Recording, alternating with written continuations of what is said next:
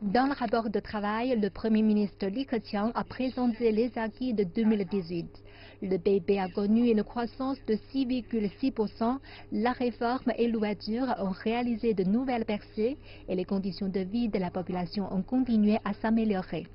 Il a également souligné que les tâches pour 2019 étaient complexes, qu'il fallait continuer à lutter contre la pauvreté, lutter contre la pollution et promouvoir l'ouverture tous azimuts et créer de nouveaux atouts dans la coopération et la compétition économique internationale.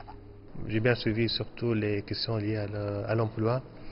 L'effort qui a été fait par la Chine, 13 millions à peu près d'emplois ont été créés en 2018, c'est important. La croissance qui est à 6,6%. Le nombre de personnes qui ont quitté le seuil de pauvreté à peu près 14 millions et les efforts du gouvernement pour ouvrir davantage l'économie chinoise sur l'étranger et la protection de l'environnement. Donc c'est un rapport très riche qui a abordé toutes les questions à peu près qui concernent le peuple chinois directement et aussi des questions liées à la relation internationale de la Chine, notamment l'initiative Route et Ceinture.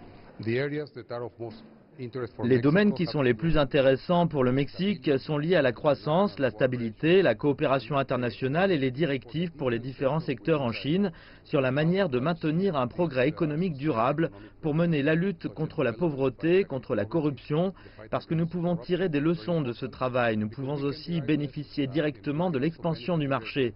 La Chine est aujourd'hui le deuxième partenaire commercial du Mexique et de plus en plus dans les investissements. Alors nous accordons une attention particulière à ces domaines. Dans son rapport, Li Keqiang a également souligné les tâches diplomatiques du gouvernement pour l'année 2019. La Chine prendra une part active à la réforme et au perfectionnement de la gouvernance mondiale, préservera fermement une économie mondiale ouverte et travaillera à la construction d'une communauté de destin pour l'humanité. Le Premier ministre chinois a aussi mentionné plusieurs fois l'initiative Ceinture et Route. En ce qui concerne l'initiative Une ceinture et une route, la Chine va accroître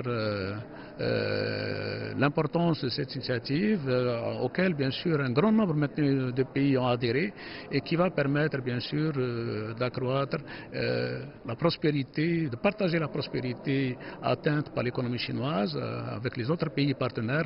Et en ce qui concerne mon pays, nous avons un grand nombre aussi de projets, des projets importants à inscrire dans l'initiative Une ceinture et une route et nous allons nous atteler à les réaliser conformément bien sûr à la planification que nous sommes fixés ensemble. En ce qui concerne la politique intérieure, la détermination pour rassembler le peuple chinois, c'est ce que j'admire le plus dans le rapport de l'activité du gouvernement. Pour ce qui est de la diplomatie, j'apprécie l'initiative Ceinture et Route, même si nous sommes éloignés, elle permet aux pays concernés de se rapprocher. Au moment du 70e anniversaire de la fondation de la Chine nouvelle, la Chine confirme encore davantage sa conviction à l'égard de son ouverture et démontre la sincérité de la coopération gagnant-gagnant avec tous les pays. C'est Chen Chen et Gao Ning, CGTN français, Beijing.